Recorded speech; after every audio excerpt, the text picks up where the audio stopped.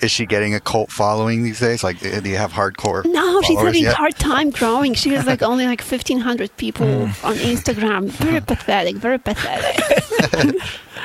But imagine being a curator and discovering her art. Right. Some idiot is gonna do it. I'm telling you.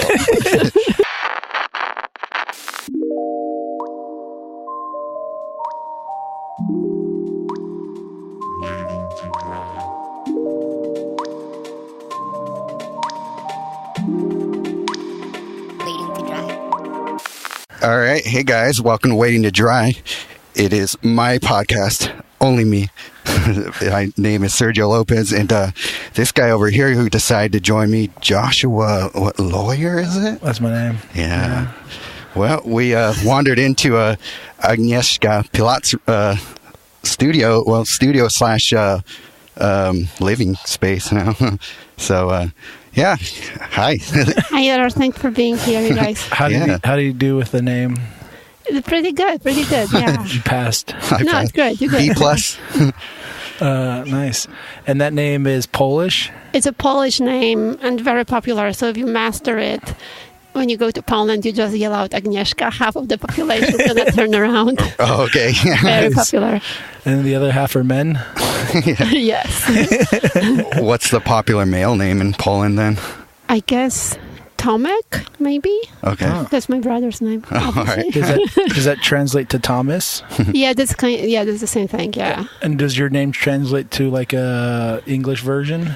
Maybe, but I don't want to say because then people use it and I don't like that name. Okay. It does translate. Deal. Yeah.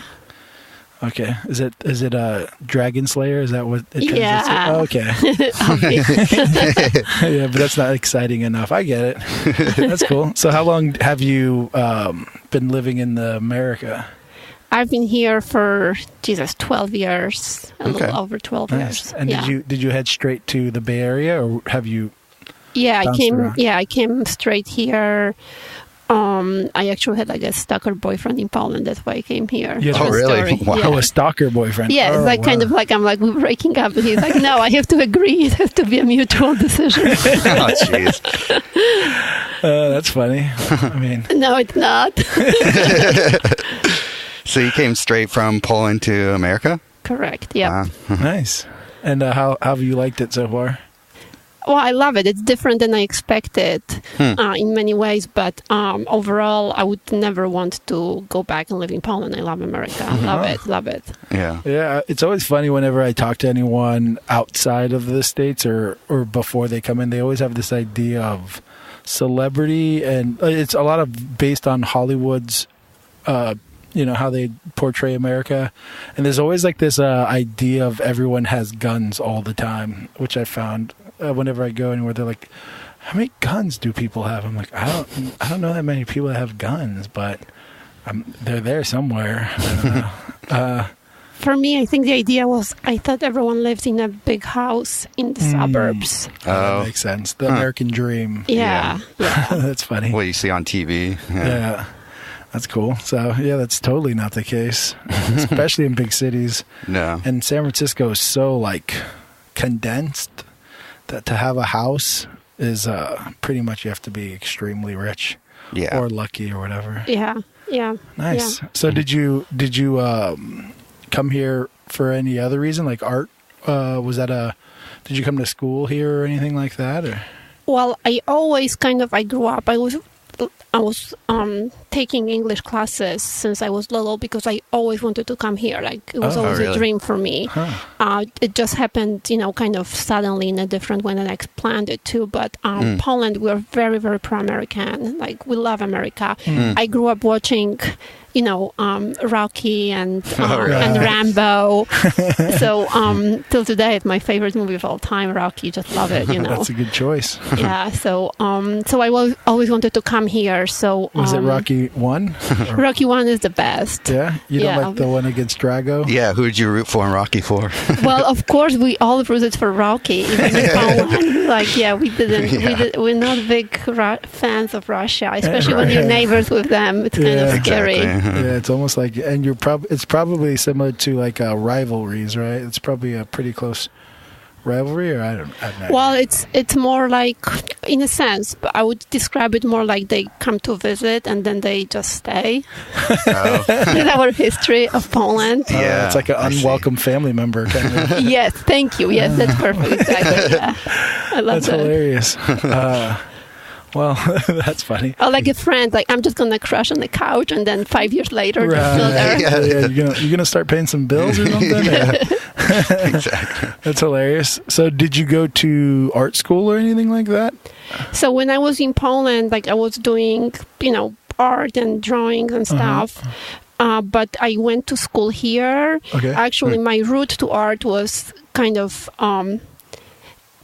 It was actually I wanted to tell a story, and what was important to me, and art was just kind of a vehicle to do that. And it took me a long time to really even realize it, and I'm just realizing it because, you get so caught up in learning the technique and you kind of forget why you started doing it in the first place. Right. So I went to school here, and I'm illustration major. I wanted to be in comic books, really. That was my dream. Sergio is very similar in that way. Oh, yeah? Yeah, he's an illustrator. Yeah, I went to the Academy of Art here for illustration. So. Yeah, respect. Illustrators, they know how to work, right? Yeah. Like, that's laughable how easy it's for me to do what I'm doing now compared to illustration. Yeah. Shade thrown. That's cool. So then you went to school in San Francisco? Yeah, I went to the Academy of Art. Oh, you did? Okay. Yeah. Nice. Yeah. And I know you guys interviewed John Wentz. I mean, John was my teacher. Oh, was he? Okay, yeah, awesome. It was great. Yeah. So, but anyway, so what happened was I went for comic books to do illustration, but then I wanted to do a graphic novel and like the best graphic novel in the world. And so I figured, okay, I have to become a very good fine artist to do that. Oh, I see. And I kind of got caught up in just doing fine art because illustration is so hard. Right. So is that a goal you would want to return to? Possibly, but I would do it in a different way. So I imagine that's doing an online subscription kind of, comic book, coming back almost to like the 50s when you had just a newspaper strip and every day you would have 3 cells coming out. Sure. So that kind of was my idea. Right now, I would do it more like a Liechtenstein sort of thing, that I would do a series of maybe 20 paintings, and each painting would be a panel, but they would be fine art panels. That's cool. Yeah. I like the idea of doing the best graphic novel of all time. That's a pretty brave statement to make. I mean, with all the history, you're like, I like how much confidence you have in that statement. It's pretty cool. Yeah, because I believe that, it's all about how much work you put into it. For sure. I'm very 100%. I have this discussion, and you guys as artists, I'm sure you do too, all the time, the discussions about talent and hard work, and I don't believe in talent at all. So I figured I can work very, very hard and I can do it. Yeah, I had this conversation with my wife just the other day, because I almost fully agree with that. I do believe there's a small portion of talent. I explained to her like LeBron James from the basketball player. I'm like, there's no way my wife can be LeBron James, but LeBron James has to work really hard to be LeBron James too. He was gifted some form of like possibility and potential, and then the hard work is what gets you there. And I always think that, like, us as artists, I think we're prone to telling stories through visual imagery in some sort of way, but you have to also, like, that's just like the little thing that I think we as children lean towards, but then the hard work is what really changes you from being, I don't know, an amateur artist versus like a really good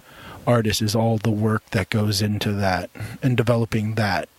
Yeah, I guess I agree about that. Yeah, I guess you can ask yourself a question. Like, I mean, sports, it's clearly physical ability, right? So that matters more than in arts. Yeah, for sure. But so I just ask myself sometimes, is it just general intelligence that we just channel into one direction? Yeah. But I agree. I see, like, when I was at school, you could see some students who were just so, like, I was never that student who just, like, it was so easy to them. Right. Yeah. Yeah. And you also see people that are the very opposite. They just try their hardest and they, for some reason, can't get there. Yeah. And yeah. I don't understand that either. So some of it is also good professors. Like I liked Academy a lot. I thought, there was some. All it takes is a couple of very good professors, and they can really. Please stand by. We're experiencing technical difficulties. And we're back! Sorry about that, guys. That was a little malfunction of a mic. Yeah. The guys whose show this is, what was your name again? Sergio. Sergio doesn't know how to use the microphone. Yeah, first time. Taking up long from time us. listener, first time host. So we were talking about professors and I think you were saying something about how much you enjoy the Academy of Art based on, I'm assuming, the professors being really... I've heard it before where the professors there are really focused on building technique and all that and kind of giving you the right tools to then go out and paint whatever you want to paint or something like that. Was that your experience, Sergio? Yeah, for the most part. I mean, we had assignments and everything like that too. But, right. But yeah, I mean, when it came to like homework and things like that, for the most part, it was what you made of it. Like you could just follow the curriculum and only get so far, but the people who really excelled and are still excelling are the people who were actually trying to find a voice in their work, like as students. And you were kind of the same way, is that? Yeah, I agree with Sergio. So some people just don't work hard, and some people work very hard. That's what it boils down to. And also, I think making friends with the right people at school who will drive you. I really believe as you are who you hang out with. That helps a lot. And the schooling, I was illustration major, so I don't know for fine art major. So I kind of, for me, was always hard, and it still is, understanding the business of doing fine art, because at school nobody really taught me that. Right. And I've never really had a mentor who would teach me that. So that's been always hard, and it's still hard. But again, I wasn't fine art major, but I think the school is phenomenal when it comes to technical aspects of painting or drawing. Very, very good. I think they probably should work better on how to fit into the world and how to make money. So that's always for a lot of students. But that's maybe many art schools too. I mean, that's just always tough. Definitely. Right. Did you take a lot of fine art classes when you were there? Yeah, I took a bunch of painting classes. Yeah, same here. Yeah, I remember going to school and being illustration, and we do all these different things, and you then go to the fine art department and you look at their stuff and you think like, Jesus, I really suck. So that really mobilized me, energized me, like, okay, I need to take painting classes. Yeah, I would see all the fine art students and look at what they were doing, like, oh, I want to paint like that. So yeah, so I ended up taking so many classes there. Same thing, yeah. That's cool. Do you remember any teachers who were really important? Oh, yeah. Well, Craig Nelson was the teacher that I learned the most from, and he's the director. The director, yeah. And then Zhao Ming Wu, of course. And then there are a few other teachers there. Can't remember their names, but those were the two that I most learned from as far as painting goes. And then, I took other classes that were just more, I guess, technique-oriented. So the teachers were kind of just students of those two people. So it was kind of a blend of their styles and then whatever else they brought into their classes. So, yeah. Yeah, would you agree? Like I'd say, and without giving any names, I think some of the teachers who were the best teachers weren't necessarily the best artists at school. For me, I went toward the teachers whose work I liked the most. So, even though I don't love Craig Nelson's fine art work, he's an amazing teacher. He's been teaching for 40 years or something like that. And his quick studies are some of the most amazing paintings you've seen somebody do in 25 to 40 minutes. So, but yeah, there's people like Zhao Ming that I love his paintings, and I learned a lot from both his watching him paint and him discussing his philosophies about art. So yeah, there's I guess it depends. Yeah, there's definitely some teachers where you can learn a lot from just hearing them explain things to you, not necessarily because you love their paintings. Yeah, so. I found at school there was two kinds of teachers. The teachers who would just say, paint what you see, and others who would paint what you see, but they would teach you how to look for what to see, and these were the best teachers. And and from my teachers, from my names, I learned the most from Adam Forfang. Oh, okay. Adam was so generous in how he explained everything. He had huge impact on me, even though his work is too tight and I don't necessarily like that kind of work. But as a teacher, he's a phenomenal artist. And then Tomutsu for edges. Like, I didn't understand what edges was edges. Like, I never had him, but I always heard all the best things about him as a teacher. Yeah, for edges, Tomutsu, amazing guy too. And Kevin Westy, great too. Kevin was great too. Okay. Yeah. That's awesome. I know none of these people. So he didn't go to art school, so he's that might be your advantage, not going. I think sometimes. That's what he tells himself. Yeah.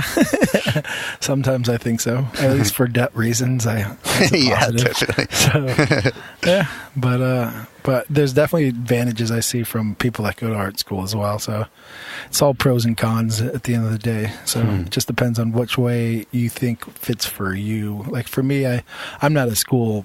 Like, I don't do school well in general. It's the second someone tells me to do something that my brain says, like, absolutely not.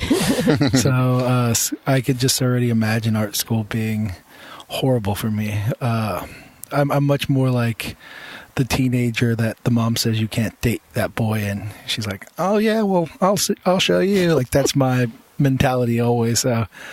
So I, being a person is like, I'm going to just do art and prove everyone, these make-believe everyone's wrong is much more motivating for me than anyone. I mean, we talked about it earlier as like far as like finding motivation, like the social media being a thing that motivates you to create. Yeah. And it's because you have this large audience and you kind of feel this obligation to keep them engaged with your work, and some people might consider that negative, and others consider it positive. And I think the great thing is, like, if you use it as a motivation, then that's a great thing in general, because you're painting. At the end of the day, you're creating something. Yeah. And you're staying busy, which is. Yeah, for me, social media has been phenomenal in many ways. Like you said, motivation. I feel like I'm obligated to produce good content for people who follow me, so I don't want to disappoint people. I want to inspire people and share, what I learned from painting. Like people again, like Adam Forfang, he was so generous in teaching me how to paint, and I really, it's important for me to pass it on. Right. Also, painting and Instagram. What I really love about this is that you can be. That really matters if you do shit right. In other words, I have a lot of problems with contemporary art world. We can talk about this forever. On Instagram, if you freaking shit, people will not follow you. And I really love this. It's so honest. It's really the most honest visual media there is. And just for that, I have that respect. So for me, Instagram became a way of really defending good painting and good art and good craftsmanship, because you can't fuzz it and, fool people with great, conceptual, artist statements. It has to be really good. Otherwise, people just people don't care. So I love that for Instagram. Yeah, I think so. Yeah, I think there's this weird thing that happens. I think we talked about it recently, where like the layman kind of doesn't have the biggest voice in the art world. It's like controlled by higher up or whatever these group of people who get to choose what good and bad art is. But in social media in general, they allow like the people in general to have an opinion on what they consider good art and bad art, and that's a great thing, I think. It's a huge disruptor of the contemporary art world, which is a lot of set on connections, and I build a lot of connections, and I appreciate them. They're important to me. But I think we have, as artists, we have such power to connect to our audience, and to it just really changes everything, because I know galleries that sell very expensive work and dealers, but they can't get any traction on Instagram because it's shit. Right. Yeah, for sure. Yeah. So I think everyone knows those. Yeah. So that's really So I love Instagram for that. Really, very, very honest. Yeah, I think so. Have you always been because I noticed on your Instagram, I've been following you in your newsletter for a little while now. Have you always been really sharing of your work, or is that something you kind of had to ramp yourself into, kind of slowly got more and more sort of forthcoming about your life and your art life, basically? Yeah, I think I learned to share more. So, when you, especially Instagram changes all the time, right? So you always want to have a page that's very well curated. So I have, friends and teachers who have huge following on Instagram, and their pages are so carefully curated, and it might be just art. There's nothing else there, right? And it looks beautiful. Right. You look at the page, and it just looks like a book, and it's beautiful. Right. So I tried that when I first started Instagram, but I just, because I do large work and my work is very thoughtful, I just can't produce a painting every 2 days to share on Instagram. So I had to become creative and think about other content that's honest and engaging to share on Instagram. And I found out that people actually really appreciate it. Yeah. So it became important to me to just tell a story about just my work and what I do, and then start sharing and using other platforms. Like I'm trying to build up YouTube and such. So it changed a lot. So it's I'm learning. We're all learning. Yeah. And then it changes on you, and then you have to learn again. Yeah. It's a fun video game in a way, and it's also pulls your hair out sometimes. Yeah. And it's unlike TV that you turn on and you're forced to watch whatever they feed to you. Right. On Instagram and other social media. Hey, if you don't produce good content, people won't just engage with you. So it's really it's really very demanding to have real, honest conversation with your audience. For sure. Yeah, that's awesome. That's a good point. Yeah. Most of your work now is like this industrial, like machinery or things like that. When you kind of veered that towards that direction, what was it that really pulled you in that kind of I want to do these random industrial whatever they are? So first, and we talked about when we were talking about art school, I think to show as a painter, as an artist, that you are a very good artist, you have to do figure really well. I think that's kind of a way of a passage. If you do a figure, so for me it was important to be very fluent at painting figure, and then I had a collector who approached me, a friend actually. I met someone and he approached me and he's like, well, I like the way you paint, but I don't really necessarily want a figure. He's a developer, real estate developer, commercial big. And he's like, why don't you come to my office and look around? And, we have all this stuff that we always keep from old buildings that we renovate. Why don't you pick something that you like and paint it for me? So I went to his office and I found this old alarm bell, and I'm like, oh, this is great, I'll paint that. And it was so easy because figure is much harder to paint than still life. Right. So I painted. It was super easy peasy. I sold it. Was this is great, I can do it in my sleep. And then I painted another one just for him, so he has two, so he's more of a meaningful collection. And it opened my eyes to why I even started to paint. And I remembered, I went into art because I wanted to tell about story about how I love America. And for me, America, and growing up in Poland, a lot of it is we see through industry and innovation. So machines are kind of it just opened my eyes. Oh, that's why I love machines. And it became a thing. Yeah. Oh, that's cool. Makes a lot of sense. Yeah. Yeah, that's crazy. That's a pretty good benefit from him as because you do that a lot. So it's cool that he kind of inspired you in a weird... Huge. Yeah, that's awesome. Huge. Because again, like and I think that happens to a lot of people in the art world, to people who are very good technically.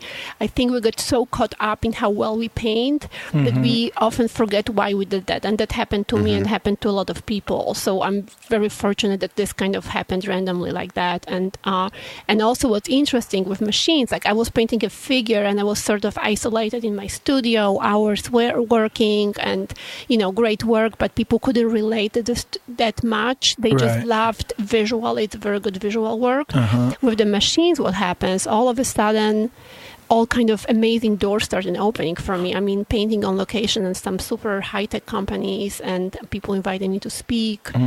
And people, from all over the world, I get Instagram images. Oh, you should come paint this. Look at this machine. Made me think of you. Right. So I became very connected to the world through the machines. And it became like a mission. Like I want to document stuff kind of in a almost urgent way, because a lot of these machines, they are old and they're going to go away. Yeah. That's awesome. I actually really enjoy that part of the machines, because there is like this datedness to them. Like they're like all like cast. A lot of them are cast iron and just really heavy. And it's not like you crack open an iPhone and you see what's in there. It's something where it's like the classic American industry part of America. Totally true. Because you see it in it. Yeah, I kind of started doing a little bit of consumer products, and then it very fast moved towards heavy industry and industrial stuff.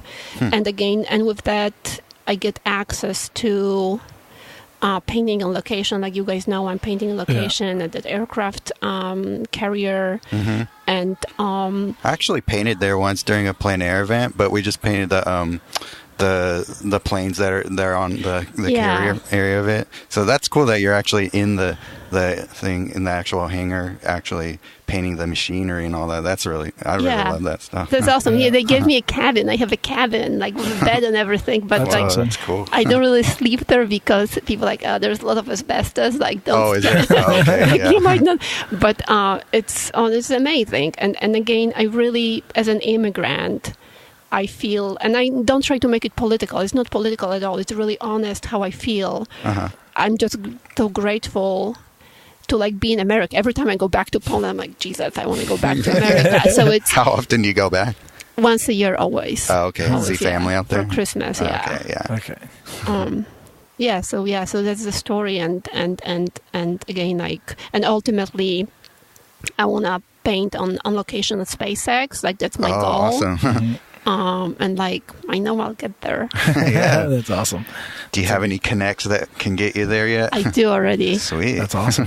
Yeah, that's cool. The palette you choose too for these paintings they feel like that industrial environment. The concrete of most of the places. There's always bits of red, which was like a standard color. There's always a red and a mint green they used to use back in the day. I don't know if you have any mint green machines you've painted, but it seems like those two colors have always been this weird standard of industry. But even the grays kind of feel like that. I do. I use always very limited palette. I kind of have maybe 6 colors that I use, and I never use more or different ones. So that kind of ties it all together.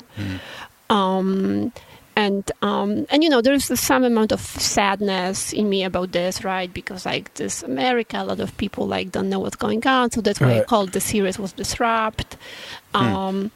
But limited palette, and I always tell this to artists, I don't like disclosing exactly which colors I use, but if you want your work to be clicked together as a whole, pick up just a limited number of colors and just use them for a couple of years, and you'll understand them so well, how they work, you'll know them, and it's gonna be you, because you always use the same colors. So I always advise that to people. That's some good advice. So your colors, your palette is kind of your signature in a way for yourself. Yeah. That's cool. Yeah, and you can because you also do figurative stuff as well, right? You do this, but there's figurative stuff you paint. I don't know if that's your. Yeah, so I started painting the figure. So like I said earlier that because I wanted to be very fluent in figure, I always felt like, okay, I don't feel confident as an artist unless I can do the figure well. Right. So I have one model I follow, and she's aging. So it's kind of, it's a pretty simple just a concept, about time. But my ultimate goal with her is to keep on painting her my entire career, and I get a major solo show in a major museum just based on that figure. So it would be interesting to see her aged. Wow. So when did you start painting her? How old was she? You know what? She was already I think she was already 9, so she wasn't a baby, but that's good enough, I guess. Yeah, for sure. I think so. That's cool. That's a cool. Have you ever heard of anyone doing that? Not in paint. I mean, I've heard of photographers doing stuff like that. Yeah, and they had that movie a while ago. Oh, Boyhood. Yeah, Boyhood. Yeah. Yeah, I never actually watched it, but it was a good movie. Cool idea. I heard it was good. Yeah, so it's not an awfully original concept, but I think sometimes those very simple concepts we just relate to them. Yeah, I think so. Yeah. So it's kind of interesting. We had an argument a couple. Podcast ago with a friend, Jason Avery, where I went to school with Jason. Oh yeah, yeah, that's cool. Very good artist. And where I was trying to argue that there's no original idea, and he was arguing for it.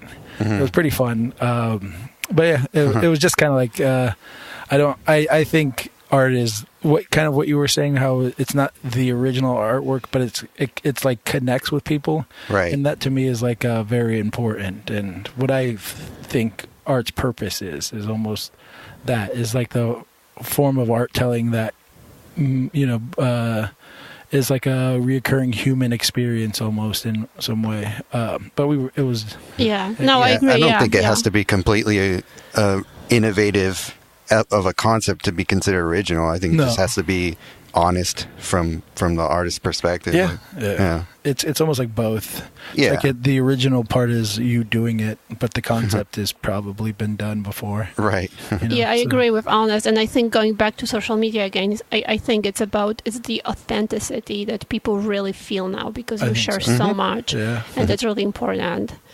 Original concept, I don't know. It's because a lot of art critics would say that in the old days, art used to be about life, and now art is about art. Yeah. And I think art being about art is kind of overdone. Yeah. So when we look at training and the amount of work that's being done in Asia with art, like especially China, there's amazing artists coming out. So I'm hoping and I'm thinking that there's going to be a big wave, and especially again with social media giving platform to good visual art, there's going to be a big swing back towards just good visual art, people who are really trained. I think so. Yeah. I think social media plays a huge part in that. Oh, for sure. And you can see it. It just seems like the cream rises to the top. It really does. And if people are upset that their art isn't as successful as someone else's, it's probably because that person's a lot more talented, or at least better at marketing himself on social media. But and really providing value. So like going back to social media, like I really try to provide value to people so they follow me, right? I mean, because I'm so grateful. Like when I talk to galleries and or collectors, it matters that they have a big following. It really helps me. So people who follow me on Instagram, I am really grateful. They really helped my career, honestly. Sure. So I want to be honest and, share stuff that maybe some artists wouldn't stuff. Like I want to make a YouTube video. Like I paint these big machines, right? And I use all kind of tricks how to do it. Like people I don't do it freehand. Like, are you crazy? So I want to kind of show how I do it. And some of it just last night. Yeah. And remember, did you ever take a class with Joko? I did, yeah. Joko was great about tricks like that too. He'd be like, dude, just take and it was illustration, but dude, just take a picture and trace over it. He was, even though he could do it freehand because he's so good, and you have to know, you can't trace unless you know how to do it, but stuff like that, it just really, I don't have time to be proving that I can do a big circle freehand. Right, yeah. Or like as you tape stuff off too, right? And that's like it's. You mean when I paint? Yeah, like for and use it to block off certain areas or something like that. Yeah. Which I think is perfectly fine, but I don't know, people might. Oh yeah, you can do, especially with industrial stuff. I mean, you can't do it has to be very solid, doesn't feel solid. And nobody ever told me that, but I saw a painting, but I'm like, I bet that person used the tape, so I'm going to do it. So I'm just using tape all the time. Yeah. I don't see why not. I print a template sometimes, like for lettering, like it's a whole thing. People like, Jesus, you don't want to really, it's complicated how to do it the right way, but you can do it the right way with lettering that looks solid. And that makes sense. Yeah. That's cool. Yeah, like on the big radio you see, like you can't just like fake it, right? You have to have some kind of help. Yeah. Right. Yeah, for sure. Yeah, that's cool. So most of your work is done, at least the machinery is done like in like one point, like straight on perspective. Is that mostly just to keep it simpler for you, or you have a underlying sort of method behind that? Well, it's a concept, right? So I try to, I called my paintings hero machines or royal portraits. So I kind of think about them as a royal portraiture and how that was done. So again, so one central figure, perspective straight on, eye level, and so because again, I think about those machines as heroes, and I'm paying them tribute through my work. So and now I started adding elements to it from royal portraiture or from humanity. So sometimes I would add a color, sometimes I would add a ribbon or like a medal. So like the one here, when we can talk about this, like I added ribbons to it because it's the concept the concept is to tie into what would look a formal portrait from back this time. That's cool. That makes a lot of sense. Yeah. So when you go into like so this painting here, we'll start going into it. It's like what were you saying this is? This is so this is Amazing Grace. I named it Amazing Grace, and this was done as in tribute to a computer programmer who was a woman. And the image is based on an object that is at Computer Museum in Silicon Valley, and it's a memory mercury tank from a UNIVAC computer. So people think it's like, wheel, it's a cute wheel. It's not a wheel, it's actually memory from a computer from the 50s, I guess. Yeah, that's awesome. When you go into like, say, creating this painting and you have this machine, do you normally try to figure out the history behind that thing? Yeah, so I became much more thoughtful. So at first, when I started doing machine, I was just kind of attracted to how they looked. Yeah. But then people would ask me questions, what is that machine? And I'm trying to be much more thoughtful about it right now. And also I'm connecting to collectors for whom the history is really important. I see. And some collectors, they have machines that are actually really amazing. One of my collectors is a VC from Silicon Valley, Steve Jurvetson, and Steve has a collection of machines from NASA and from Sputnik. Oh, wow. And they're like museum pieces. They're amazing. So each machine has a real story behind it. So I like to tell that story. So now I'm very, very thoughtful. So when I choose a machine now, it's not only how it looks visually, but it also has to add with this good story. Right. So with that machine with Amazing Grace, I was invited to do a talk at Google X in Silicon Valley for Women History Month, and they've asked me to choose a couple of machines that relate to women and to their contribution to technology. So that's how I chose that painting. That's awesome. Yeah, it was great, super fun. Yeah. So what does it? Do you know what the memory is like? Can they extract memory out of that? Is it like all ones and zeros that says something? No, that was a mercury tank, so liquid mercury, and the memory, there was just enough time for, I think, like a split of a second to go around, like a signal would go around the circle, and this is when they could. It was not a RAM memory, I guess. It was the memory it's not a written memory. Almost it's not like a hard drive. It's just a memory for doing whatever, some kind of a calculation, right? It's not a written. It's not a hard drive. It's not a hard drive. It's just a memory to do calculations. That's awesome. Nice. And so the thing is huge. It looks like an industrial machine. How would you ever figure out this is from a computer, right? And it's this size. So I generally, when I paint, and like painting the size, the object is a little bigger than life to give it even more of an impact. So it was just pretty much this size. Oh, all right. Yeah, that's what my wife mentioned that earlier. She was like, I really enjoy how big she paints. And I was like, I know. I need to start painting big again. I'd say to every artist, you should really, and studio is always like a problem, like unless you have a big studio. I know it's difficult to do, but it just opens so many different possibilities. It's a different game. You have to paint large. Right. Yeah, I think so. That's definitely a direction I want to go in. I've been slowly getting bigger from what I used to do, but I think I have a lot of ideas. I'm like, oh, it's got to be big to do. Do you like panel or canvas? Wood panel. Wood panel. Yeah, I paint on wood panel only. I don't really mess with canvas at all. Sergio, how about you? I mostly do canvas or linen mounted onto a panel, and so. But yours are they on wood panel? Yeah, Just they're mostly panel? wood panel. Yeah, Okay. but I mean, some of these are linen. But when I paint on linen, I would never stretch before I paint. So I always. Oh, really? I always nail it to the wall. Oh, I see. Because I don't like that, that springy give. Sure. That's really annoying. Yeah. And I don't use brushes. I use a lot of like those plastic kind of patty palettes. Right. Yeah. And then the canvas is just. I can't have this spring. I hate it. Yeah, that's exactly why I don't use canvas. It's just because if I want to beat up my material, like if I want to beat up what I'm painting on, then I can. Because sometimes I'll get like a blade and just start scratching away at the wood or whatever. Same thing. And you can't do that with canvas unless you want a hole in it. So there's just limits to certain things. So yeah, that's exactly why I paint with wood, because that stretch. I saw that on your Instagram where you would have it mounted on your wall, and then you pulled the tape off of the edges, and then you mounted it. I'm like, I wonder if it gets to the edge. Like, did you measure? Is the tape give you like a 1/4 inch or something extra space for when you mount it? Yeah, I try to paint a little.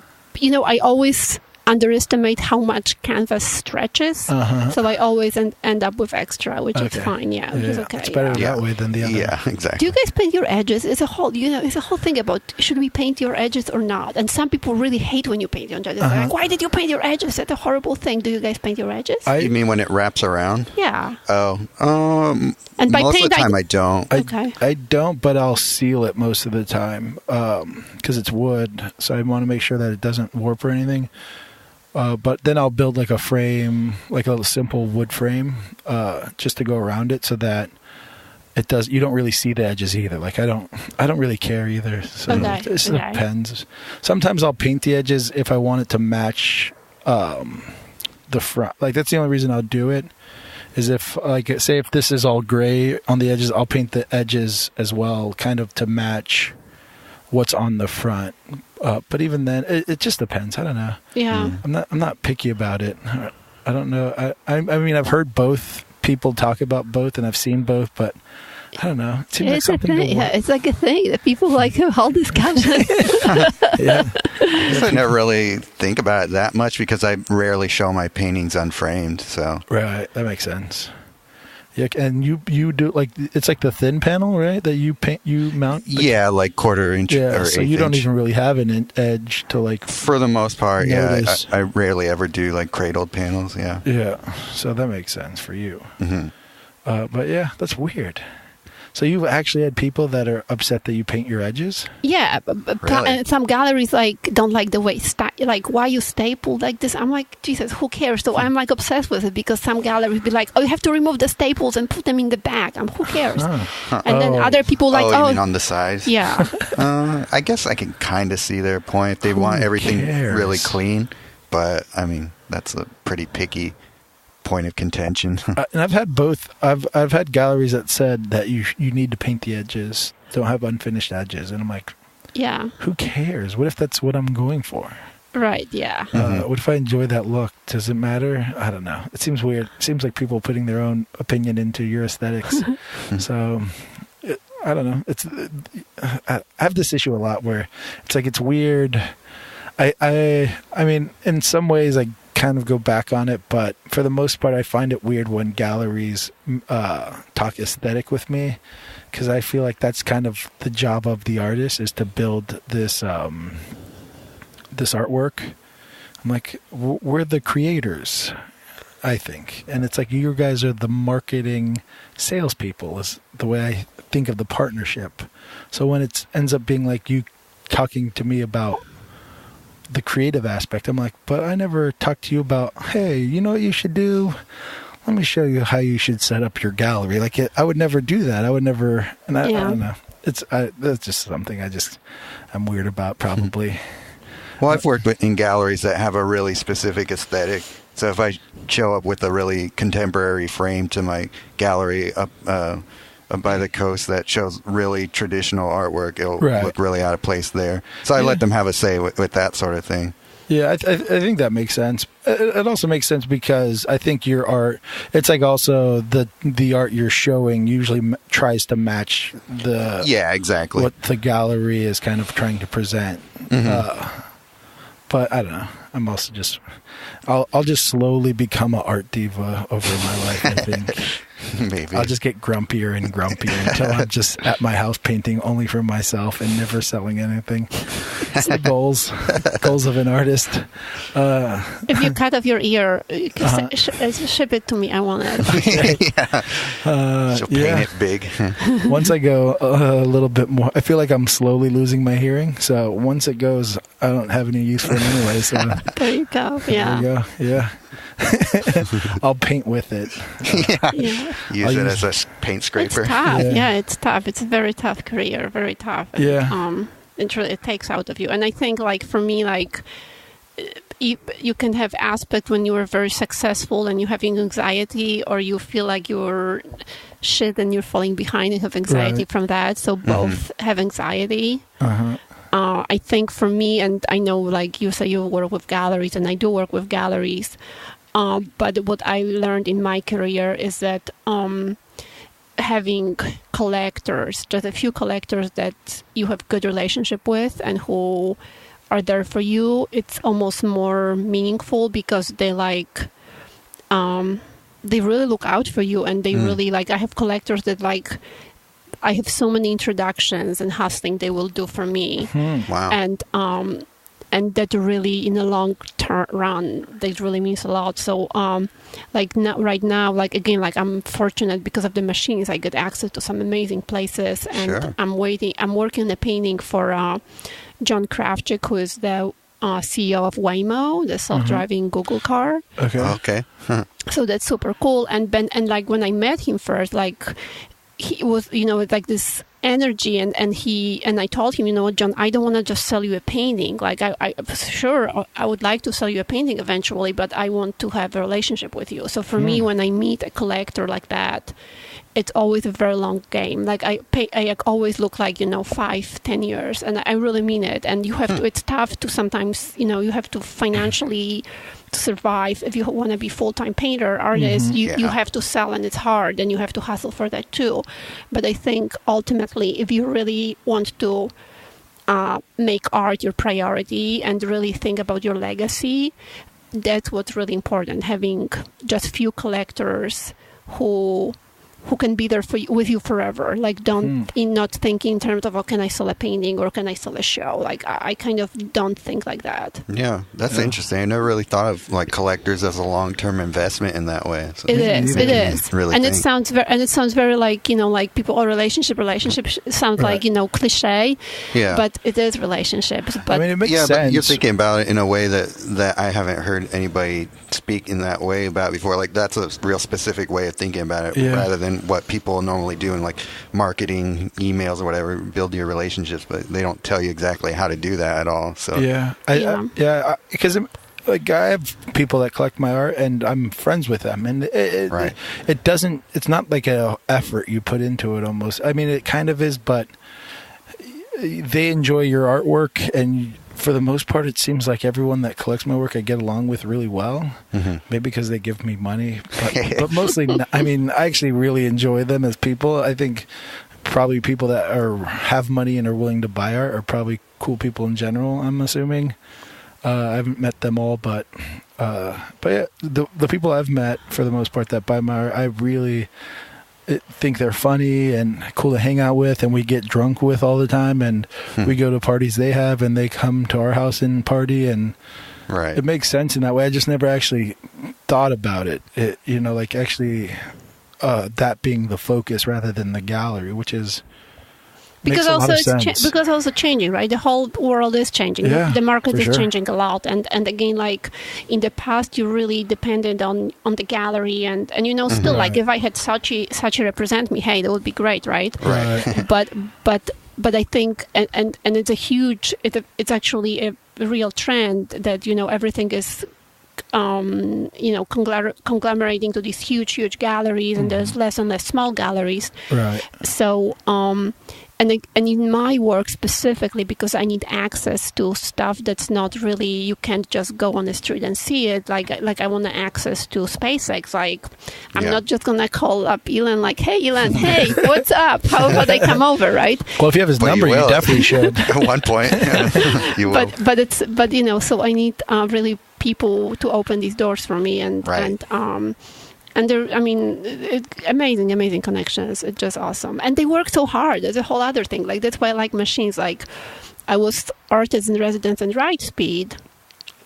And there's nothing like when you see, a CEO all by himself walking on this huge floor, and there's so much stress and problems, and and this is R&D, so the machine, like, there's problems with the design, and it's not working, and he's burning through money. It just shows you in perspective how much work goes behind it. We don't see as a public, right? Like when I first met him, I was like, oh, Ian, how cool, like, co-founder of Tesla. Oh my God, he must have such a cool life. I'm sorry for the guy. He works so hard. He doesn't have any life.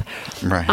So it's really cool to see that also from behind the scenes. For sure. That's awesome. I wanted to ask you something about your work. I saw that you painted like a telephone. Yeah. And then on your like Instagram caption, you mentioned like that the detail in it you wish you pulled back on. And and a lot of the stuff that I really like is like, I remember you did these two, I don't know what they were, but there was one that was like black and one was gray, and they kind of had these like weird angular shapes like this. Yeah, that was on the ship. Yeah, these are radars, radars. How do you pronounce it? Radars? Like the radio things that listen to the enemy. Radar? Radar, thank you. Okay. Yeah, they were radars, yes. And one of I think the black one was just almost like this, just the shape, almost like a silhouette. Yeah. And I was really into that, like them next to each other. I was like, oh, that's so cool. You see, so you didn't go to art school. That's your advantage, because I'm so trained in realism.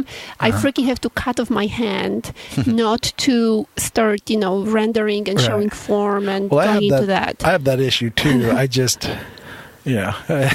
but that's my issue is I see that and I'm like, oh, that's so awesome. But yeah, same thing. I see it and I enjoy it. I'm like, oh, that's so cool how she did that. But then if I ever tried it, I would also be like obsessed to like, well, maybe I could just sneak in a little something here or a little detail there. Like I think for me, what I and I forget about this, and now especially because I'm working on a commission for a client, I'm already in the mode of like, I'm stressed out. What if he doesn't like it? How can I make it so he can like it? And it's a horrible way of thinking, because you have to make it so you like it. Right. And I think then everything becomes simple.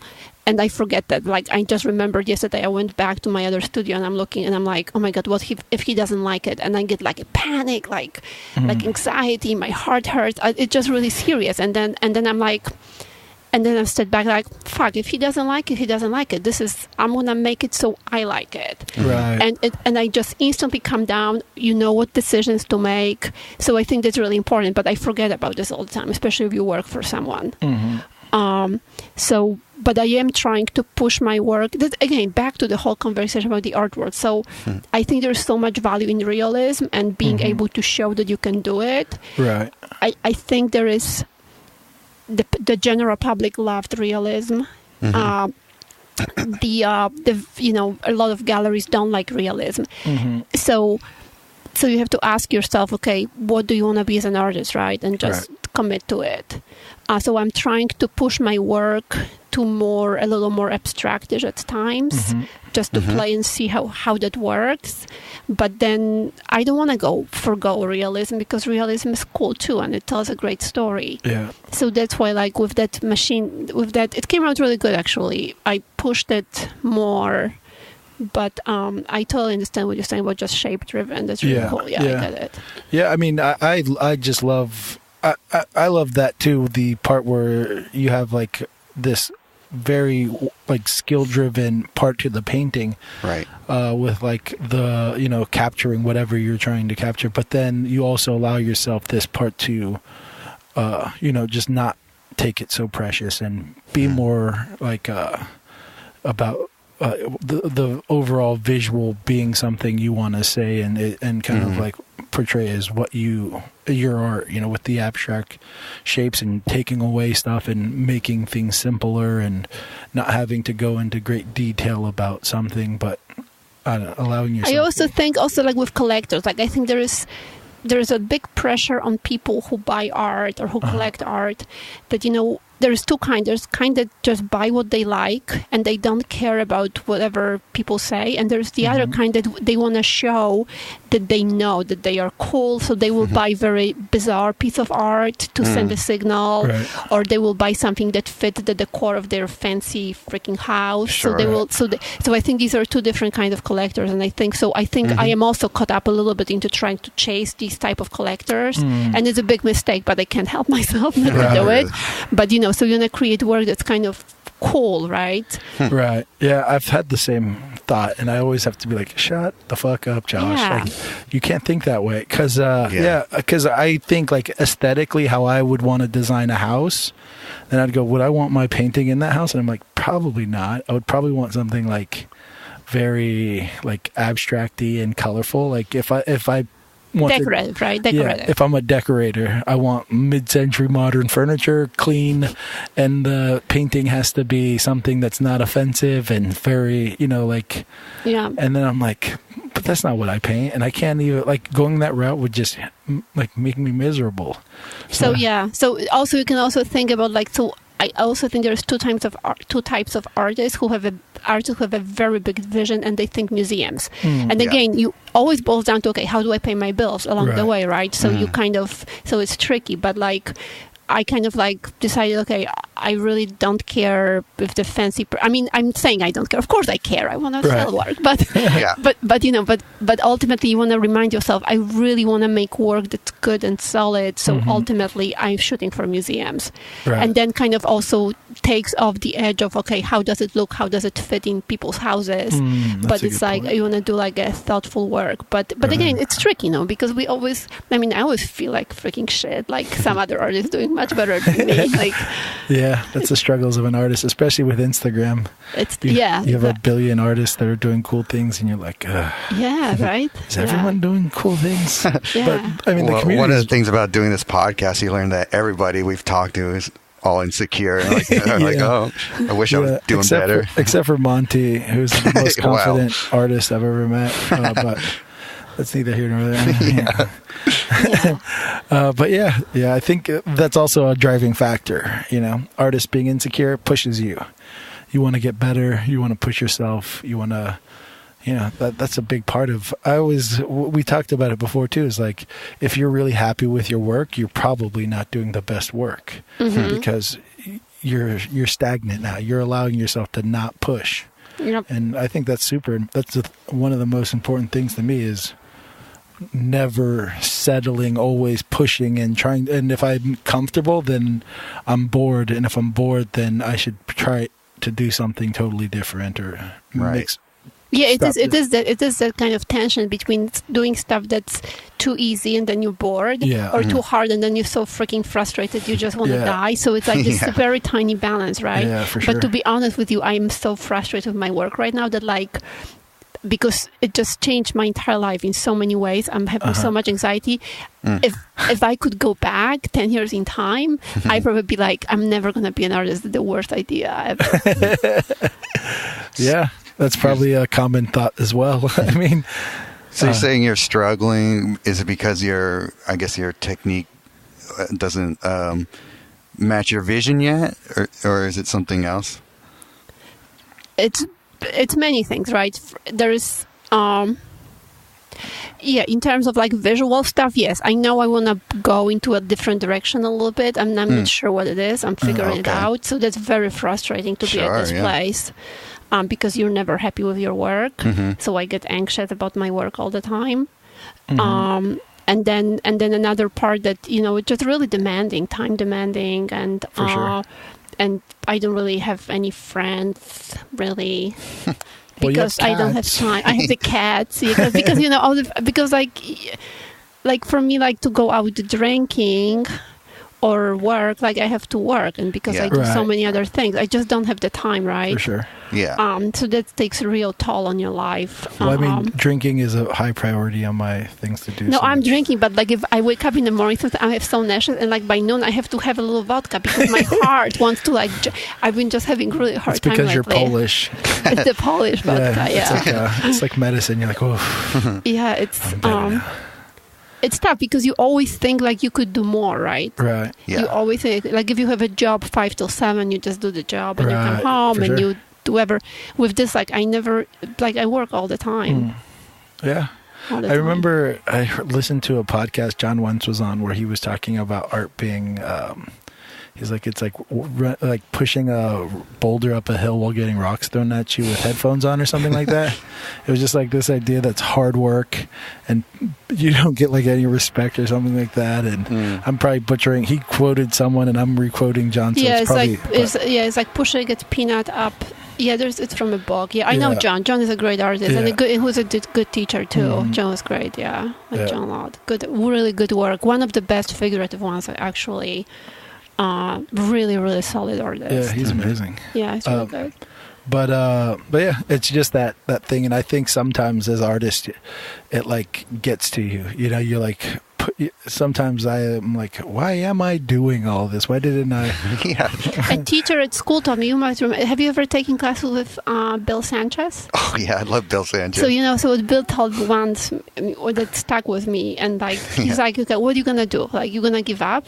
Right. He's going to guarantee you, like, if you stop doing art now, 10 years from now, you're going to look back and you're going to regret it and you're going to hate yourself. So you might as well just commit 100% because it's like you have no choice, just keep on going. Yeah. And it was the most good advice in my life. It's just like, you're in, like I'm in, that's it. There's no, I'd rather cut off my ear. Yeah. Even when you like, say when you quit for, like if you like take a quick break, like a couple days, usually I'm like, I need to paint, I need to draw, You're unhappy, I need to do something. Yeah, like it's just a habit that I've formed that I can't not do anymore. So if I don't do it, I'm going to be unhappy. I mean, I don't really care about being unhappy either, but you know what, that's another thing, like being unhappy. But I mean, it's okay. So when I paint, I listen to audiobooks. I love audiobooks. Nice. And there is one that I really like a lot. And he talks about how in American culture there is this pressure to be happy. Right. And it's the book is Viktor Frankl, Man's Search for Meaning. Very short book. Okay, sure. And he says, you know what? And if there's this pressure, and you're not only unhappy, but then you're unhappy about being unhappy, and you're embarrassed, and you're unhappy, then you're unhappy. Right. So finding meaning in life is so much more important than finding happiness. And I live. Although when people look on Instagram, they think I'm happy-go-lucky. I'm like, no, I'm dark. Yeah, I've had this argument with my sister before. She's like, meaning life is happiness. I'm like, no, it's not. Like, it's like a tide. You're happy sometimes, you're sad sometimes, you're mad sometimes. It's an emotion. You feel it, and then it goes away.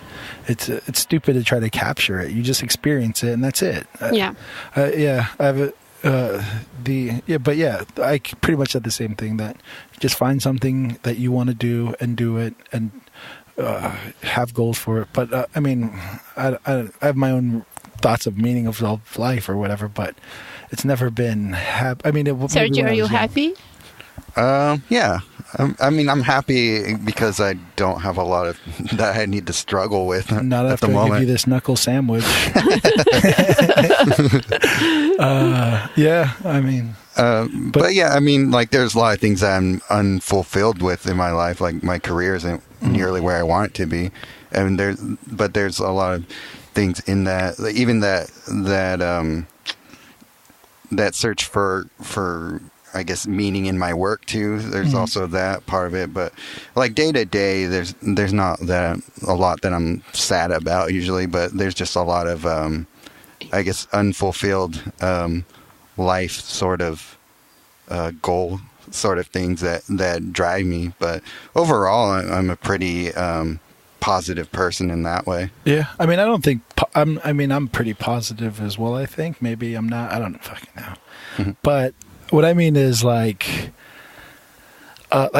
think like the importance of like feeling sad and things are just as important as that. It's like you have to like struggle to enjoy the things in life. You know, it's like you get if you just are handed everything, then you see it all the time with like wealthy families with really rich kids, and the kids just pretty much have nothing to do because they've been given everything, so they just end up like, I don't know, on drugs or something. There's like some statistic about rich kids committing suicide and stuff like that, and they're like, I'm bored, let's try this. Yeah, right. Yeah. I'm just looking at questions from Instagram. That's why I reach out on my phone. Yeah, we should pull those up. I know someone was curious about mediums and stuff you use. I don't know if... What do you mean? What's the question? Well, I guess like if you use anything else in your oil paint besides... Oh, yeah, there was a question.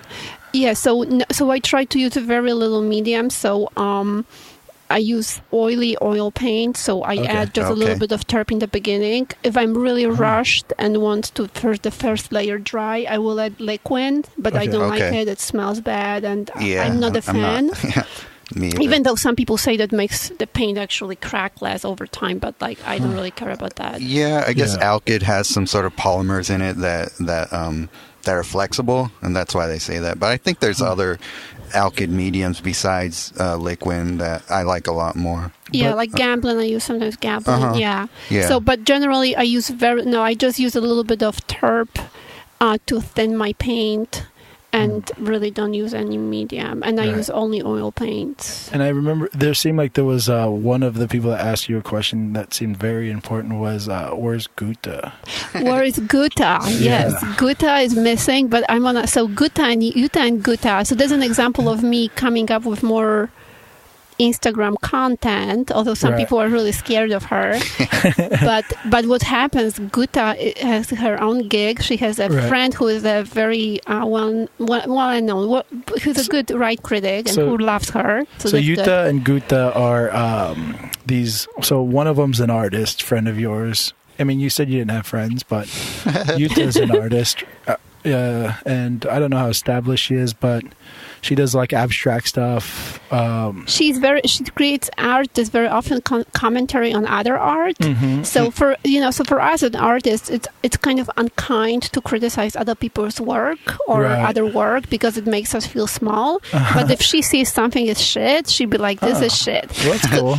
She has no manners. She's like my Eastern my real Eastern Euro, and so she's sometimes very unkind but brutally honest. So anyway, but she's like Anthony Bourdain of the art world. Oh yeah, that's awesome. She's that. Yeah, so that's what she does. Yes, yeah. That's cool. Great friend to have. She's great, yes. And she's actually a great medium to meet people. So I will take her to openings or to galleries with me. I always meet new people. And it's interesting, you get really good quality people because people who are curious, whose minds are curious, and they will approach me and be like, okay, what's the deal with the doll? And so that's really cool. The ones who stay away are like, I didn't want to meet them anyway. So Yuta and Gutta, are they sisters? You know what? I've never met Gutta. But apparently there is a Gutta somewhere else. But that's what Yuta said. But she can't be really trusted. It's like a twin sister that she locked in the basement. It's something. It's dark. Something's dark. Oh, that's horrible. But out of darkness comes great artwork. So it does. I'm looking to the questions here on Instagram. She's asking painting parts of machinery has been always your passion, and do you like drawing with charcoal too. I don't use charcoal anymore. I learned a huge deal with charcoal. I think it's a wonderful medium. And especially when you start early, but when you get to a point that you have to sell work and pay your bills, charcoal won't do it for you. So, but I love charcoal. It's a great kind of fun thing to do. What do you guys think? Oh, I love charcoal. I use it a lot. I mean, I use it some in the under drawings of my work, but when I do life drawing, I almost exclusively use charcoal. I mean, I learned that I got my love of drawing from charcoal from the academy, like all the amazing, like Henry, the most amazing charcoal drawing. Well, also Zhao Ming. They're right up there. They paint with charcoal, right? Pretty much, yeah. The way they look at it, like, you learn so much about tone and edges and values from working in charcoal. I still use it for that all the time. I just love it. I love the, I guess if I wasn't an oil painter, I'd probably just be like drawing in charcoal and maybe not making much of a living, like you're saying. But still, I'd still want to do it all the time, even if I wasn't a painter. I'd still want to draw in charcoal. That's how much I like it. Yeah, I love it too. It's great. I've never really taken time to do it much. Oh, yeah. Cool. I mean, it's messy. It's not really a good sketchbook medium. You really have to set it up on an easel and draw with it. Yeah, looking at other picture paintings. What mediums do you mix with? Well, we covered that. I want to know how you started. I mean, the first step in the whole art domain before the inspiration, the idea of being such a wonderful, awesome artist. Man, that's a damn good question. How did I become such a wonderful, awesome artist?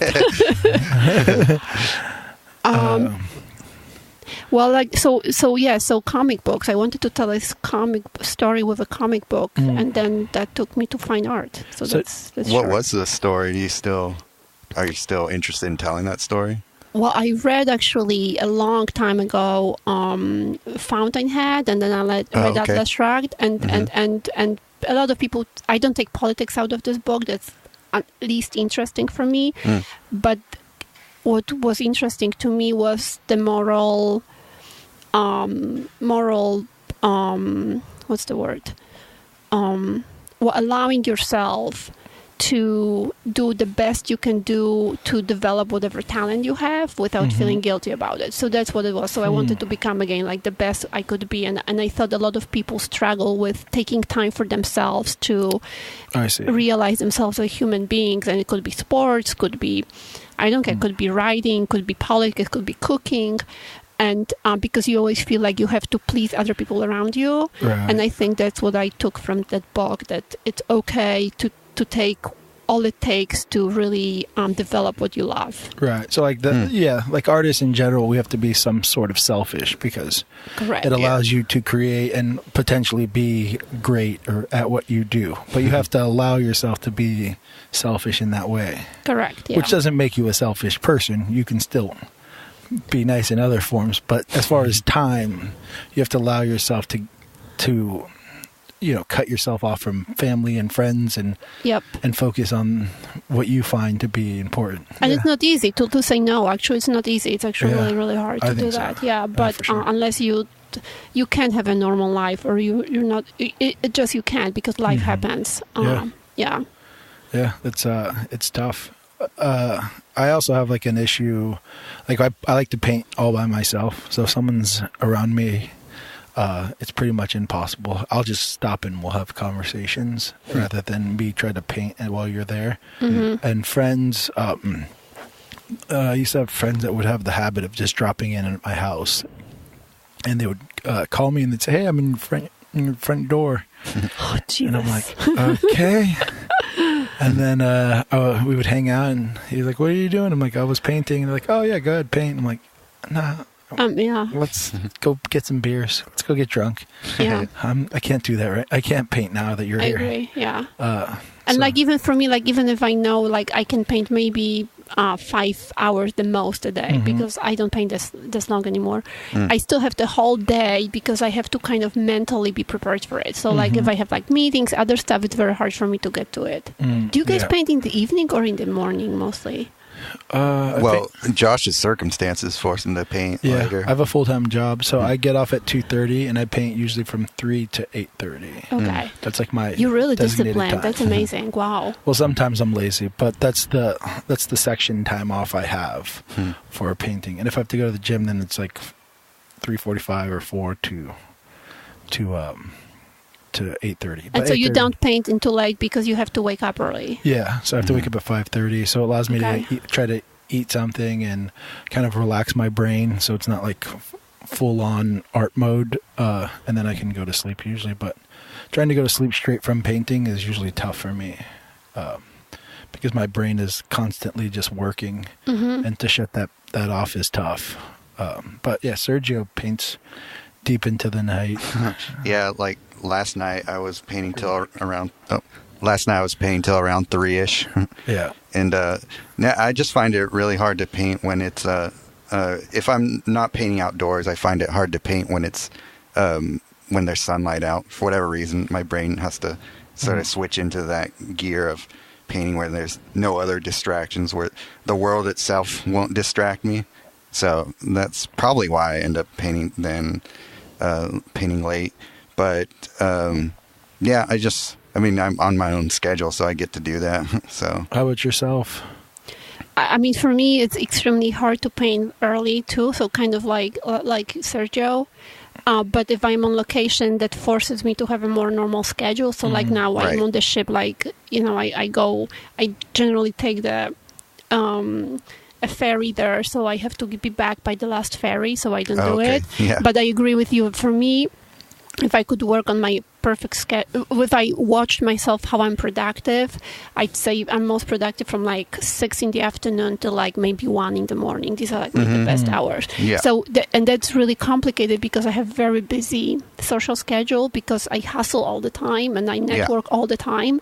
So very often there's events or stuff in the evening that I should go to, and that interrupts my schedule. That's really, actually, it's a real problem. But like I'm with you. It's during the day. I'm not that productive during the day. I just get distracted by shit. Yeah, same here. Yeah. But that's when I do like all the computer stuff that I need to do as well. So Yeah, me too. Yeah. I used to love painting like deep into the night, but I can't do that right now. Yeah, I have to wake up. Yeah.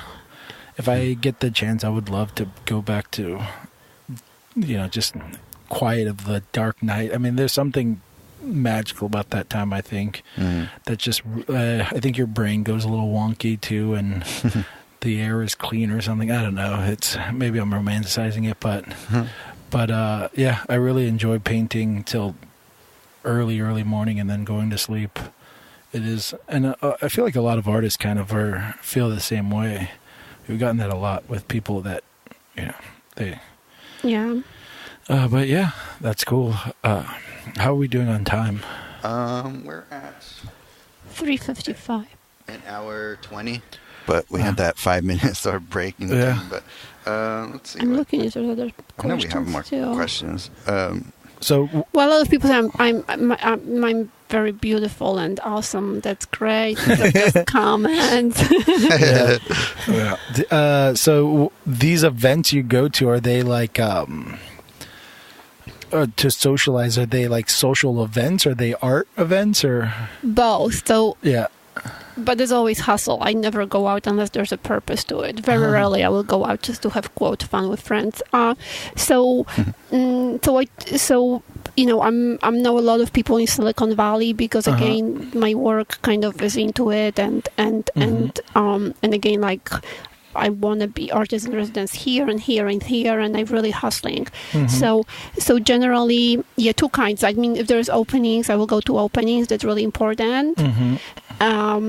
When you go to openings, you mostly connect really to other artists. I've learned that openings are not really a way to meet a lot of collectors. I personally don't think so, actually. Yeah, I agree with that, actually.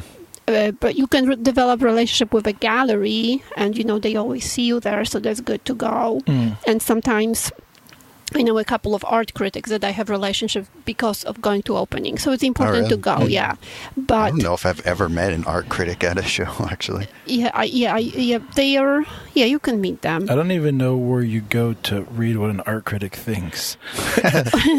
Well, it's good to go to stuff at museums, like openings, like VIP museums. So like if you again, like I hustle all the time. So if you have enough friends, they will introduce you. Like if they're like in a VIP circle to some private opening, like you'll go in there. Like these are the best things to go. Yeah. But then also I go to a lot of just fancy events with fancy people because fancy people some percentage of them will be collectors or they know someone they can introduce me to or they can introduce me to some company that is doing machines and then they work with me. So two kinds of things. And they are not awfully related. And in Bay Area, you guys know that there's this whole disconnect between tech that has all this money and art, and there's a lot of resentment and stuff like that. So like my work, like my mission is, other than paying tribute to this American industry and to painting and good painting, it is a little bit of, reaching out to that community in a kind way, not as like, oh, you owe me because I'm an artist, you have to support me, but rather, hey, I really love your machines, maybe we can do something together, and it becomes often like these relationships that work both ways. And they really, a lot of them are good people, but they just, you can't come with a kind of, oh yeah, you owe me, or because my rent is so expensive because you brought up tech bros. You can't really say that because then they don't want to deal with you. Right. But if you have real, honest, authentic interest, sometimes this relationship can develop. It takes a long time. In my experience, it takes a couple of years to really have a relationship start doing something. Yeah, I would think that makes sense, because on their end, they're probably not used to artists being at all positive toward them, like you're saying. Yeah, and I understand why artists feel that way. I mean, my rent is crazy. Like, it's very expensive to survive in San Francisco as an artist. Extremely expensive.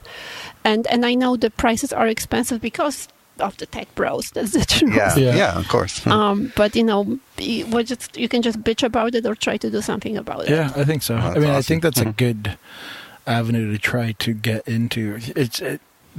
I don't think they're anti-art or pro-art. They just kind of are busy people trying to pursue this industry that is made of giants, and they're all fighting for their foothold. And for people to think that they have to take their time out to figure out your world that you're a part of is a weird mindset. I mean... Yeah.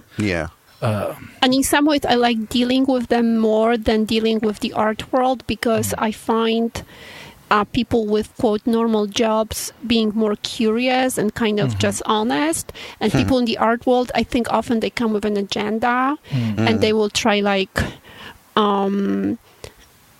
They in their mind, they know what the art world needs to be and they want to fit you into it. And they kind of... That makes sense. Don't care for it all that much. Yeah. It's funny too, because a lot of times in the art world you hear like people say, don't buy artwork because it's worth money, buy it because you love it. That's like a very cliche thing I always hear.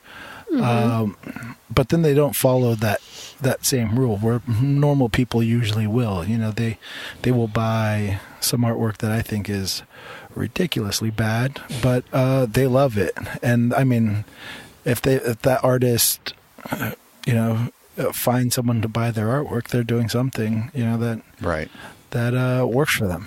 And I think the average man can, they like whatever they like. And it's weird that you have this idea that you need to convince people what is good or bad. It should just be natural. Whatever they think is good or bad. And some people I will highly disagree with, but it's whatever. But and like in the art world, there's a whole other group. I mean, so there's different groups in the art world, right? There's like curators, museum curators, stuff like that, right? So they deal with either very very accomplished, established living artists or dead artists, right? Then there is galleries, right? Mid-sized galleries that I kind of deal with. You guys deal with, right? And it's a very hard business, but they sell somewhat, a little, some stuff. Sometimes they don't sell. Sometimes there's a good show, sometimes a bad show. It's hit or miss. Right. They're struggling. I really feel for them. It's very hard for them. Then there's the art fairs, right? So I've never done art fairs. It's not my thing, but I know some people go and they're very happy with it. And it's a very growing industry, right? There's 100 major art fairs in the world right now. Wow. Are you interested in getting into them, or you just think I just had you want to go down? Yeah, at some point I think it's almost like a must kind of thing. It feels to me too much like a market with people peddling stuff. Like I not very. I went to. Did you guys see Untitled this year? It was really good. I just heard about it. In San Francisco. It's a new art fair. It's called Untitled. Okay. And it was running together when I think Art Market was here or some other major fair. And it was really cool, actually. It didn't feel commercial. It was very quiet, big. So I really liked that. So I might do that maybe next year. But then there's some good art fairs, and there's like snake oil kind of art fairs that just want to try. They're totally uncurated. They get whatever artist they want, and then it's just awful. Feels like a market. And then there is also art advisors, which is a whole business that's like I'm very bitter against because I work with someone who is an art advisor. And art advisor, like, is this like the people that convince other people to buy certain art? Okay. Yeah. So it's like a gallery, but without a brick and mortar gallery. Right. So it's someone who, for years, has built connections with art collectors or companies, and they will sell them, convince them to buy your work, right? So there's this whole market. So also as an artist, you can come in and ask yourself, okay, where do I want to fit into that, right? Or you can be very successful and have collectors and just don't even deal with any of this. Right. Anyway, I'm bringing it up because I guess many artists, they think the only way to do is to pursue galleries, and that's totally not true. There's so many other venues. Basha. Yeah, I mean, I really love the idea of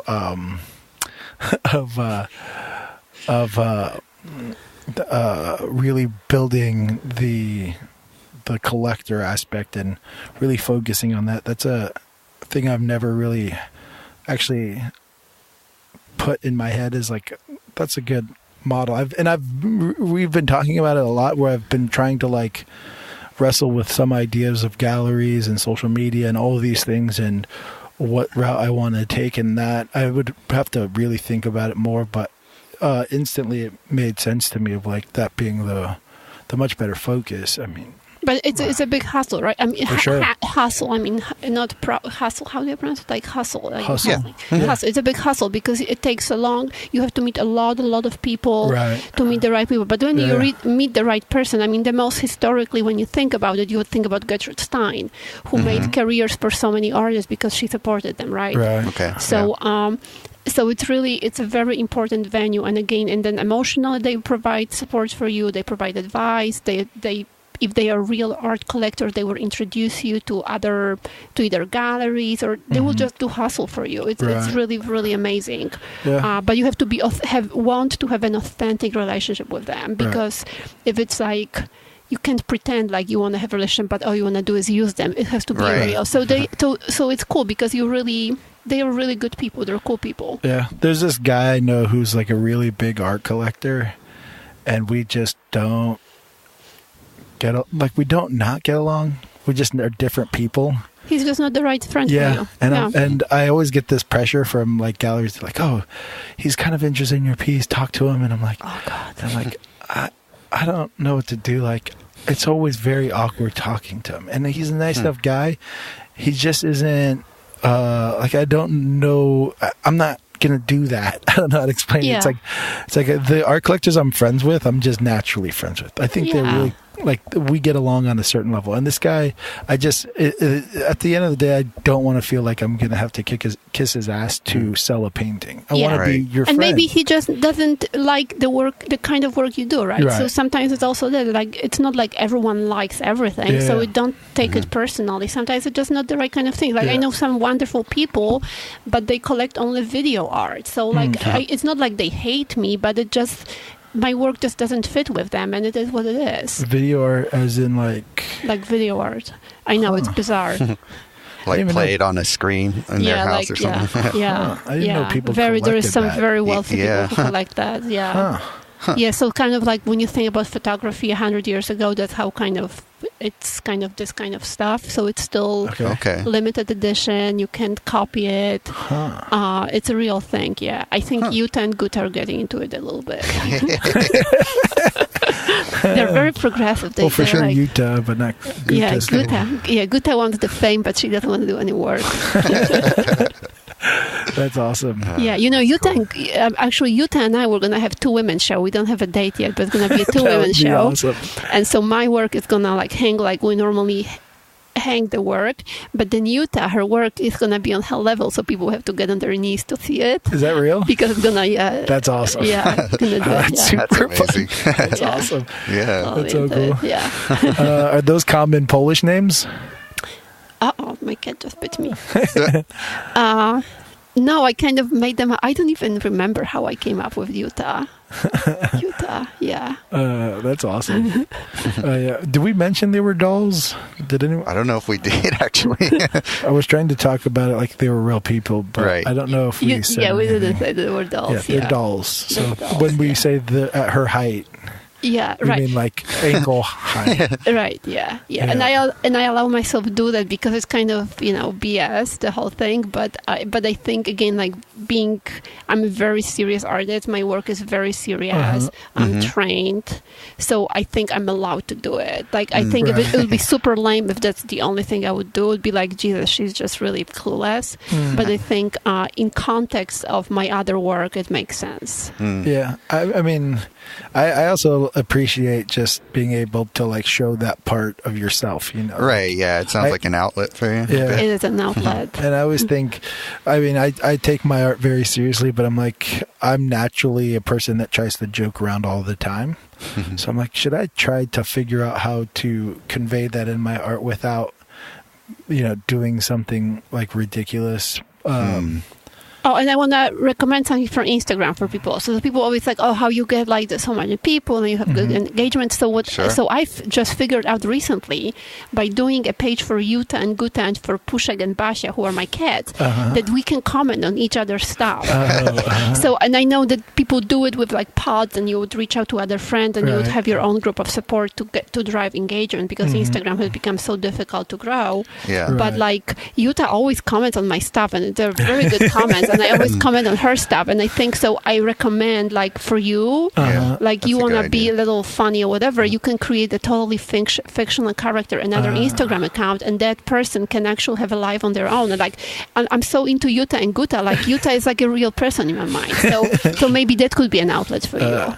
She's like a daughter to you. She's like a dark kind of daughter. It's disturbing. That's hilarious. Is there ever like any competition between you two? Do you ever feel like maybe if her fame grows, will you have to then kill her? Well, I do. To be honest with you, I think actually she has a chance. Like me in the art world, I mean, I don't know. I think I want to do meaningful work that means a lot, and it's a good story, and I might get some good shows. But I think with her, because curators, they freaking like weird stuff. They like the quote original. The whole concept is pretty weird, actually, and pretty original for her to doing her videos and have time-lapse of her work. Right. And she sold her work already. So to be honest, actually, I think she might be become a thing. Like, so you were talking a little bit about Bitcoin earlier. She might do her own coin.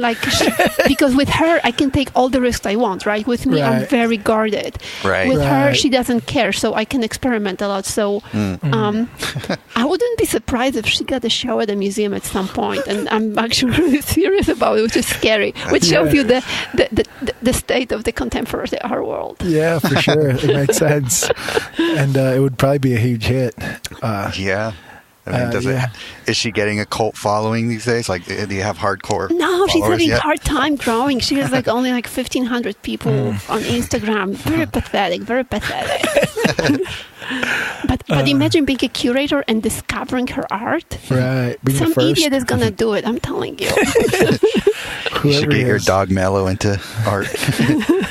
He's a musician. Okay. Musician. Yeah, but that's hilarious.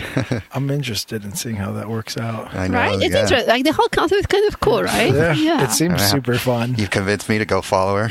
I already do. I thought you follow her already. Do maybe the waiting to dry. Well, did you unfollow her? Because that can get ugly. I'll do it to see what happens. Yeah, the other thing is she has only one sock.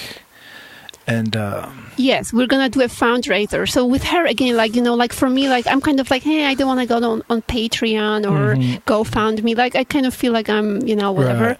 But like with her, I just haven't had time to do it. She has to have a Patreon. There's gonna be a fund for the missing sock. Yeah, like a $45,000 sock or something. It's gonna be something. Yes, thank you. I love it. Yes. Like sock, $45,000. I don't know how much socks cost. She doesn't. She's.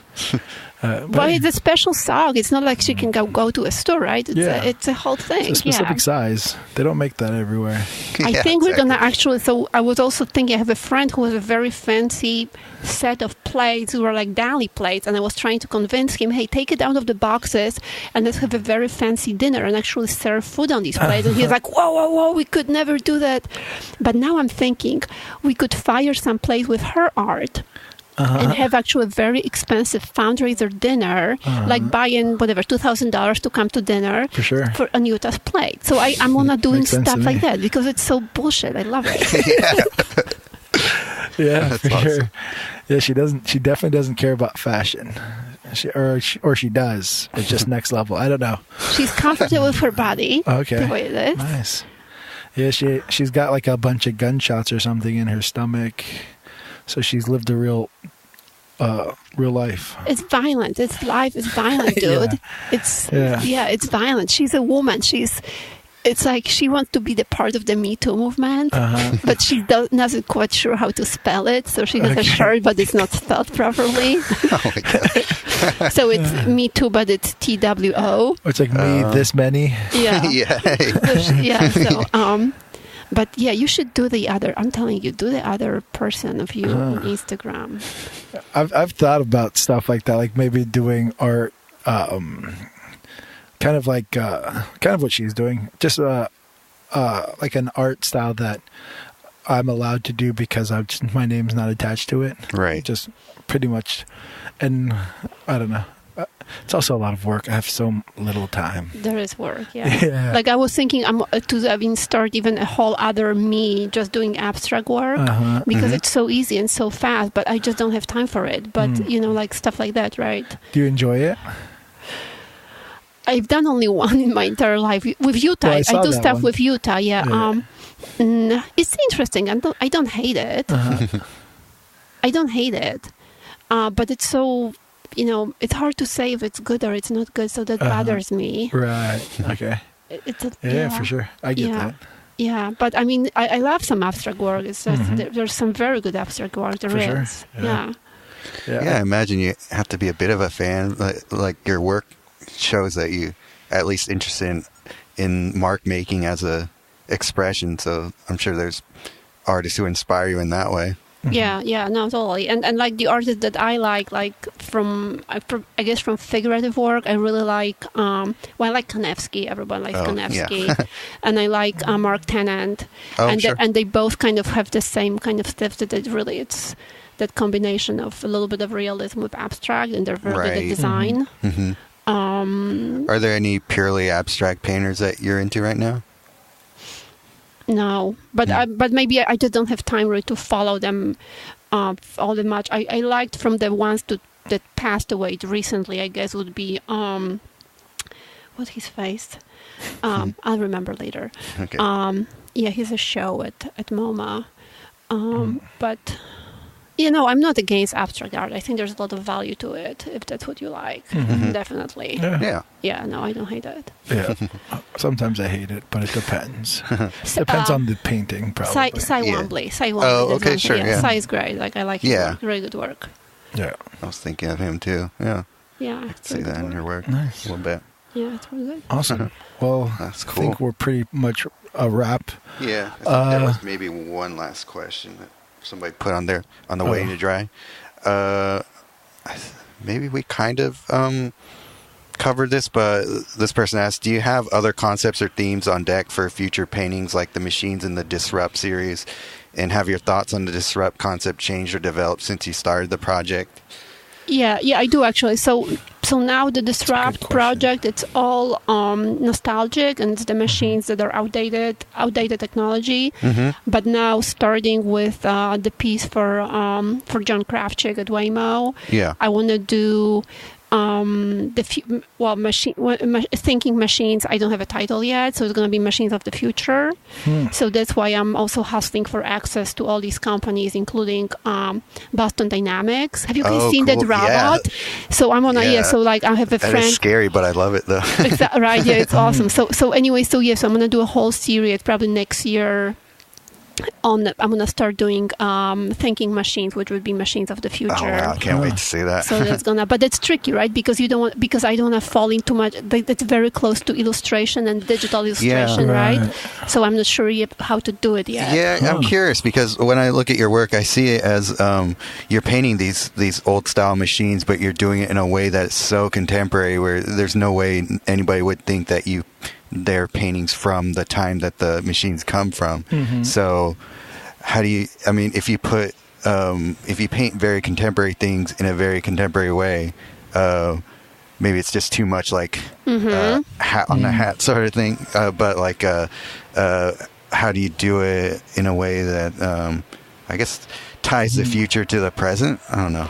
Because of this contrast, right? Because with this, there's a contrast, old machine, but new kind of contemporary painting. So that's a very good point. Yeah, that's why I'm like, because I'm just too kind of something has to be to it. Right. Yeah. That's cool. Yeah, I'll be curious to see where it goes. That's a good challenge. You can, yeah. I wonder how you'll tackle that. Yeah, you could always do the opposite, I guess. Maybe. I don't know. I could have them like set up almost like in very like Rembrandt light, right? And, like really. Yeah, those can Which would be kind of cool too. Cool, right? Yeah. Like almost like like a or very just like the robot with just patina to it, like it feels like it's rusted or beat up or something, like it's seen its days. Yeah. In fact, I was at Waymo, and they have a graveyard for Waymo cars when they first came out. Those ones that look kind of like from Pixar movie. Oh, sure, yeah. But they have a graveyard of them, so it's creepy because you go there and they all look old and there's dust on them. Wow. But they are new. Yeah. It's really weird. Yeah, something like that would be very cool charged. Have you used those as reference yet, or are you planning on doing anything with those? Well, that's what. Yeah, I'm going there sketching a couple of weeks, and that might be one of the. Like I was thinking to paint maybe the light, which is like they're just so beautiful. But they're too cute, so it has to be painted in a special way to do it to make it interesting. Right. Yeah. That's awesome. Yeah, that's I really think cool. adding elements might be the thing. Just like with these machines, adding like colors or ribbons, I think is a big thing. So maybe I can figure out what do I add to a new machine to give it that kind of weird twist. I guess it'll just depend on what concept you decide on, like the heroic machines, where you might not necessarily think of them as heroic machines yet. There's something else that you'll find in them. Yeah.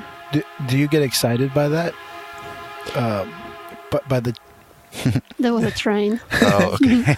do you get excited by that? I don't know if we'll pick that up or not, but if you do, that's the train. Do you get excited by the challenge of figuring that part out, or is that? Yeah, definitely, because I think it became too easy for me to keep on cranking what I'm doing already. So I need a challenge. So it's challenge. So it's quote challenging in a sense because it gives me anxiety. How can I do it? Yeah, I'm sort of at that stage with the series I've been doing for like 8 years at this point now. So I'm trying to think of new ways to paint it. Yeah, so how do you find, because you want to have a brand as an artist, right? So you want to kind of, so that I'm always never sure, like, when is the time to twitch a little bit, and how do you twitch it so it's still you, right? Right, yeah, exactly. Yeah.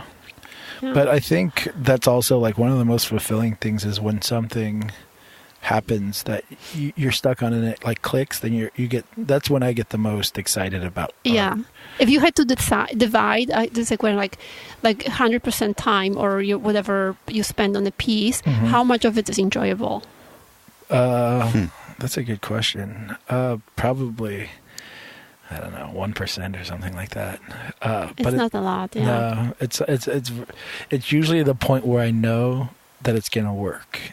So there's like, it's not necessarily the finish point or the beginning. I enjoy the beginning of a painting, and then there's like a lot of work, and then there's like a point where it's usually with uneasy, where I'm not sure if it's going to work or not, paintings, that the payoff of the happiness of the painting is the most. But it's usually when I'm worried about something, and like right when I get past that, like, oh, it worked, then that little bit is like the most happiest I'll probably feel with the painting. And then the rest is, now let's finish it, and let's not overwork it.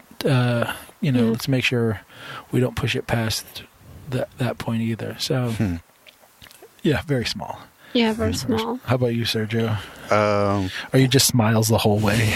No. Floor, how dare you? No, actually, the patterns are my least favorite part of the paintings that I do. But I'd say for me, my favorite part of the painting stage is probably about a quarter of a way in. Like once everything's all set up, and the part where everything starts to look like you get the direction that you want it to go in, but the hard part of actually like refining it and getting really deep into the painting, where it's the part that it's the least easy to screw up.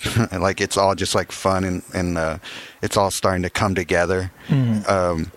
That part where there's not that much stress to it, it's all just like, oh, this color actually works good with that color. Like, oh, let me try that over here, and it ends up to work, and all the parts are starting to sort of gel together. But it's right before it gets really tough, where you have to like actually refine it, and it's that balancing act of trying to make sure you don't screw up that initial part that you were really stoked on fitting together. And that part where you actually start to see it fit together is my favorite part, and that's usually about quarter to a third of the way in. Yeah, that's the opposite for me. Like, I think the middle I hate the most, the beginning I like, and the end, and then like you said, the passing the problems, then when you get that feeling of like, and you're all excited, but like everything comes together, it's okay, but I get bored, I think, a little bit. That's interesting. Yeah, the detail's what freaks me out the most. So when I get like the parts that I need to be detailed in the correct way, that's when I'm like, okay, I didn't screw that up. Yeah, I love that part too. It's just a lot of little small victories. Like, like that part of it I really like too, but the part in between, like getting it, like, because I screw up all the time when I'm trying to get to that point. So all the misery before that is like the next like 60 to 70% of the painting is just little victories in the middle of all the hard part, the struggle of it. For me, I think it's in terms of like technique. I don't think it's the details, but I think it's the design. So sometimes, you do, and I always do a color study. You probably know that, right?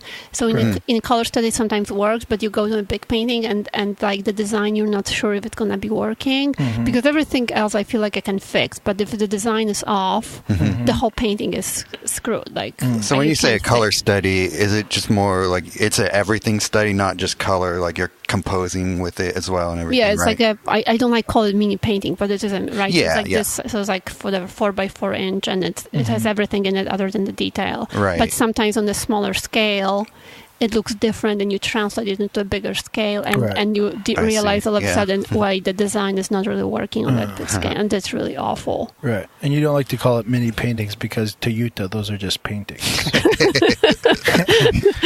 good. That's funny. Exactly. That's great. Yeah. Awesome. Well, I think that's the show. Ended on a laugh. Yeah. if people want to see your work, they can find you on your social media, which is your name, which is hard to pronounce, and I can't. How do you spell it? I'm a marketing genius. It's Agnieszka Pilat, AGNIESZKA_PILAT.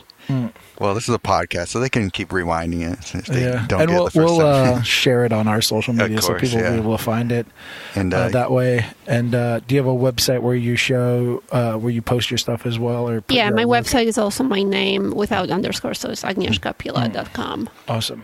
And people can subscribe to your YouTube off of your Instagram, right? Yes, do please subscribe to my YouTube because I really want to share more. But I have like 200 subscribers only, and unless I have more, it's hard to get motivated to do it. Right. For sure. Yeah.